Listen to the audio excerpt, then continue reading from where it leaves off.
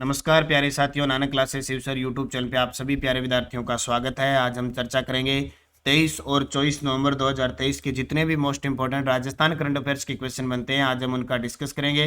पूरा वीडियो ध्यान से देखना और लास्ट में मैं आपसे क्वेश्चन पूछूंगा जिनके जवाब आपको कॉमेंट बॉक्स में देने हैं। तो डेली रिविजन क्लास में आज इंपॉर्टेंट फैक्ट पढ़ेंगे। एक बार इस चैनल को सब्सक्राइब कर लो ताकि आपके पास इसका नोटिफिकेशन पहुंचता रहे। तो 23 और 24 नवंबर 2023 के एक साथ और कुछ महत्वपूर्ण फैक्ट। राजस्थान विधानसभा चुनाव 2023 में प्रदेश का सबसे ऊंचा पोलिंग बूथ कहां बनाया गया है? तो शेरगांव सिरोही के अंदर सबसे ऊंचा पोलिंग बूथ बनाया गया है और ये ऊंचा कितना का है कि 1500 मीटर पर है।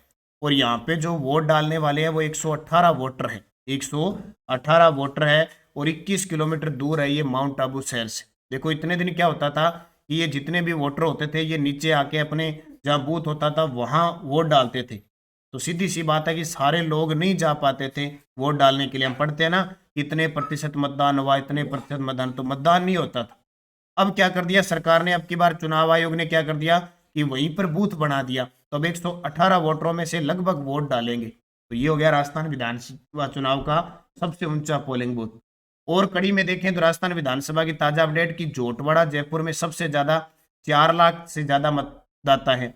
और कर्णपुर जो श्री गंगानगर में विधानसभा क्षेत्र है वहां से गुरमीत कुन्नर के निधन के बाद जहां 200 सीटों पे चुनाव होने थे, अब कितनी सीटों पे होंगे? 199 सीटों पर चुनाव होंगे। ठीक है, ये ध्यान रखना।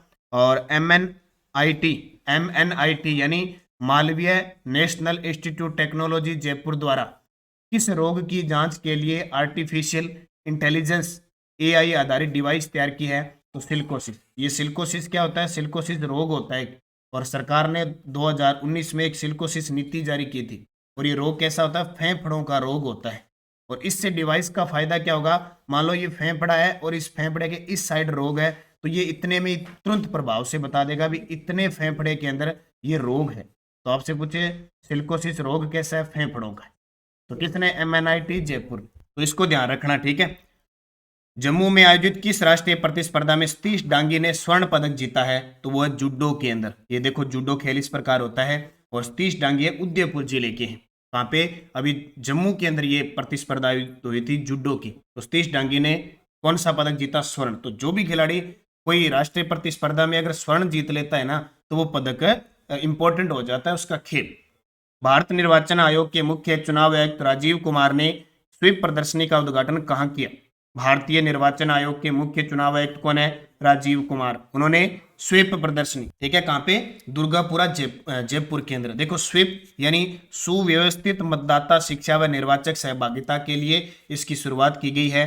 मजबूत लोकतंत्र सबकी भागीदारी यानी लोगों को जागरूक करना, मतदाताओं को जागरूक करना कैसे वोटिंग करनी है और कितना मतलब लोकतंत्र में भाग लेना, उसके लिए ये स्वीप कार्यक्रम है। तो राजीव कुमार ने स्वीप प्रदर्शनी का उद्घाटन दुर्गापुरा जयपुर में किया।